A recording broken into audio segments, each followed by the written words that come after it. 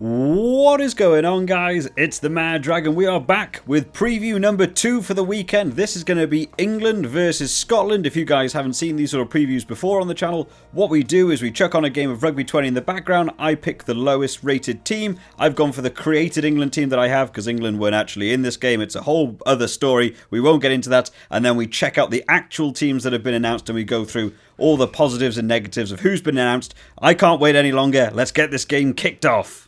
Alrighty, George Ford is going to get us kicked underway here. So, England, of course, won the last Six Nations. It was pretty much up for grabs for anyone, but England managed to come away with it. And then, of course, went on to win the Autumn Nations Cup. They just sort of steamrolled everyone in their pool and just managed to clinch that win in the final. They are absolutely pegged as the favourites for this Six Nations, but they have come across their own load of controversy. They've had Eddie Jones going out with coronavirus. They've lost like 5 players to injury. There's been a whole bunch of things going on. They sort of got rooted out that maybe they couldn't win. Maybe France would take over and win, and then France lost all of their teams. It's all been kicking off. It's a lot of fun. So let's check out the England team that has been announced to play this Scottish team. So first of all, looking at the forwards with some lovely new graphics that England have done. Normally the England graphic is a little bit boring. It's just names on a piece of paper. I'm loving these. So you guys can look at the forwards. We've got some faces and stuff in here now. So starting in that front row, Ellis Genge, Jamie George, Will Stewart. What a front row. They are not messing about. I did think whether or not they might take it a little easier on Scotland this year. They aren't messing about. They know how ferocious Scotland can be. Obviously Scotland beat France in that Six Nations last year, which arguably cost France the Six Nations. So I don't think England are going to mess about. They won that Calcutta Cup. They're coming up to an anniversary game as well. It's all going on. I'm loving this already. I can't wait for rugby to come back. But a great front row. I think that's a pretty dominant front row. Of course, Kyle Sinclair's not in due to the bans. He's been dropped from the England team. So Will Stewart taking over. I think he's a great replacement 3. Itoje and Johnny Hill in 4 and 5. You can't ask for much of a better 4 and 5, especially with people like Itoje, just a standout player. Any team's lucky to have Maro Itoje. Johnny Hill coming in for Launchbury, who went out. I believe someone put in the comments with an injured leg is something I actually haven't followed up on. But thank you to everyone that does drop down in the comments things that I miss out. I'm sure I'm always going to miss something out. 6, 7, 8. Mark Wilson replacing Sam Underhill. Of course, Sam Underhill also out. This England team is showing just how deep it can actually be. Even missing key players like Launchbury and Sam Underhill, they're still replacing them with top quality players. Mark Wilson's a great player. I think he's going to do very well in that number 6. It has allowed Tom Curry to go back to that 7 position where I love seeing Tom Curry. I think he thrives so much at number 7. I hate that they move him to a number 8 sometimes. He is so good at number 7. He's arguably one of the best jacklers in the world. I think he's a great pick for number 7. And of course that leaves the big boy Billy Vunipola at number 8 where he always is going to be. Overall 1 to 8, strong through and through. I think that's probably arguably some of the best scrummages you have in Northern Hemisphere rugby, at least anyway.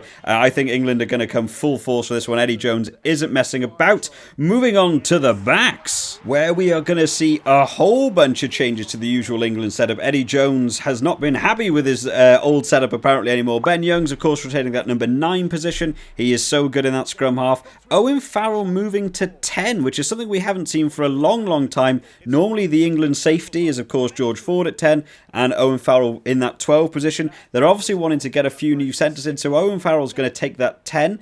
Ollie Lawrence coming in. Really looking forward to seeing Ollie Lawrence make a real big impact here straight off. No need to come on from the bench. Getting straight into the game, taking that number 12 position. And then Henry Slade, of course, in that 13. So they've gone for a bit of a tactical change here. A lot of speed in this centre partnership. Very attacking players. I am a bit of ashamed that we don't get to see the new boy, of course, Paolo Adogwu, who unfortunately won't be making his debut in this game. I actually thought this would be the best game to have him in, which is quite a surprise for me. I thought they were going to have Farrell at 12 and actually take Henry Slade off.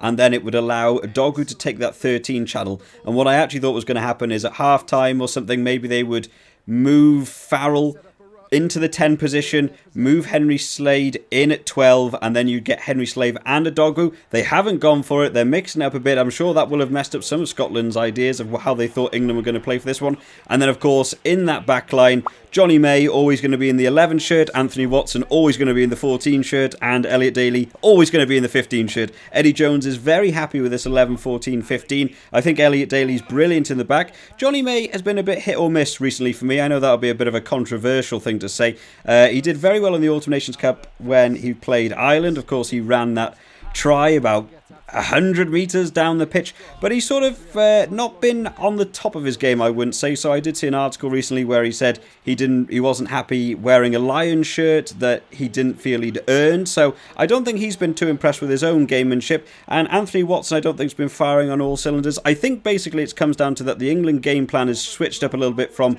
passing it out wide, getting it to those wingers, and they've kept it a little bit more conservative, kept it on the inside, using the centres a little bit more. And I don't think we've been able to get to see the wingers do what they normally do, but they are playing at home in Twickenham against Scotland. Maybe we will get to see these wingers take on a little bit. We'll quickly look at the replacements before moving on to Scotland, and in all honesty, it's a pretty good bench by all means. Luke Cowan-Dickey is of course a brilliant player. Can't wait for him to come on. Imagine what he's going to be like at 60 minutes. Beno Obano, we're looking forward to seeing, and Harry Williams. So again, good replacements in that front row. Courtney Laws is a man you don't really think belongs on a bench ever, but they've got such depth in this squad that Courtney Laws is a bench player. Ben Earl has been playing really well recently. He's a big boy. He's sort of like the child of, of Sam Underhill and Tom Curry. He's an enormous muscular guy, but is also fantastic in terms of the jackling, the tackle rate. He's a very good player. Looking forward to seeing him come on. And then of course Dan Robson going to come in. Again, a shame we don't get to see him starting in this game. I thought teams like Scotland and Italy be the ones where they might want to get Dan Robson starting. Obviously Eddie Jones isn't taking any chances. He wants his main boy in that number 9 shirt, and then finishing off George Ford and Max Malins. But overall, as a 23, there's not a lot better in England. Apart from some of the injuries they've had taking players away, it's still looking like a very strong England squad. France have had their own issues with players going out injured, and I did feel, if you haven't seen the video already, I did one of these previews for Italy versus France, and the France team to me looks a little bit like the depth in squad might be floundering a little bit. I definitely feel like they have two teams, but they haven't picked the biggest team for that Italy game. But this England team, if they can carry this through the Six Nations, I could well see this being a Grand Slam winning England team. And if France can carry theirs through, it could be a Grand Slam winning France team. The Ireland team got named, they could win. We won't go too much about the other teams though. Let's talk about what this Scotland team has got to offer. Of course, Scotland didn't have the best Autumn Nations Cup. They had that one win against Fiji, which was just through disqualification. They had their win against Italy, which was so close. I mean, Italy held that out for 68 minutes. I don't think they were expecting Italy to come out with as much force as they did. And then they just couldn't beat that France team. The France team, they did manage to get their A team back into play, Scotland. Maybe if it was the B team France, Scotland would have won that game, but they just weren't able to overcome the A team France and that. So I think Scotland are going to be looking to try and bounce back a little bit from that Autumn Nations Cup. They even lost to Ireland in their final, actually, now that I think about it. So they'll definitely be wanting to improve. So the Scotland haven't been outdone by the English in terms of their graphics. I'll chuck this graphics on screen that, yes, I absolutely stole from their website. Look how great this looks. Someone's put a lot of effort into this. Love a bit of graphics when they look fantastic. So where are we going to start? Down the old bottom left here. I think we'll start off with the front boys. Sutherland, of course, is a prop, not a hooker, as a couple of people pointed out in my video. I did about 5 videos in one day, got them all mixed up. Turner and Fagerson, I mean, again, it's a strong front line. I'm not 100% sure if it's as strong as the English front row, but it's certainly a powerful one. The locks, Cummings and Gray, which is interesting. They haven't gone for the Gray brothers, of course. Richie and Johnny aren't going to be paired up once again. They've gone for Johnny Gray. He's a great player. He's a bit of a staple now for Scotland. And to be honest, Scott Cummings is also a brilliant lock. So I don't think they'll be too upset. They've actually got quite a good range of players in their lock position from their team announcement. Of course, this 6-7-8 is so secure again for Scotland, like it normally is for England and so many other teams. Jamie Ritchie, Hamish Watson and Matt Fagerson. Again, what a brilliant 6-7-8. I actually think this is going to be a fantastic game. I did sort of think maybe England would run away with this, but with a couple of injuries holding them back, Scotland have been getting a bit more consistent. They're getting a bit more aggressive, playing these Tier 1 nations, getting closer to those consistent wins. Of course, they managed to beat Wales last year in the Six Nations. They managed to beat Italy just about. They nearly beat that A-team France. I think they're getting there a little bit more. Halfbacks, of course, Ali Price was always going to be there. He is the standout 9. playing. He's doing very well recently, actually. He's had some big shoes to fill since Laidlaw went, but Ali Price has really stepped up. Finn Russell back from injury. So glad to see Finn Russell back, of course. Unfortunately, we still don't get to see Adam Hastings. I think he's going to be out for a little while, but Russell is a great player to have, and of course, he was instrumental in that game where Scotland came back from, what was it, 38-0 down in Twickenham, and came back. Can't even remember what the final score was in that game. What a brilliant game that was, though. Finn Russell, absolutely instrumental, a great fly half, a great game knowledger. Duhan van der Merwe, really looking forward to seeing what he can do with a bit of space. Redpath is a player I don't know a lot. I thought this was a big call, making your debut against England in Twickenham. No messing about for that boy. Hopefully he can step up to the occasion. Of course, Harris is going to be there with Maitland on the wing, making that right wing actually a bit of a surprise again. No Darcy Graham or Blair Kinghorn, but Shaw Maitland, also a great 14. And finally, of course, Stuart Hogg in that 15 position. A strong 15 overall. Really looking forward to see what these boys can do against England in Twickenham. And finally, the replacements. Unfortunately, they didn't feel the need to actually make the graphic for these, so I feel a little bit unfortunate then. But the substitutes are David Cherry, who's going to be making his debut. Ollie Kebble, who I'm really looking forward to seeing make a big impact from the bench. WP Nell coming on, of course, he's going to be probably one of the more capped players in that front row, coming in with 40 caps. Richie Gray is going to be coming on. Hopefully he can take that position and get the Gray brothers on at the same time.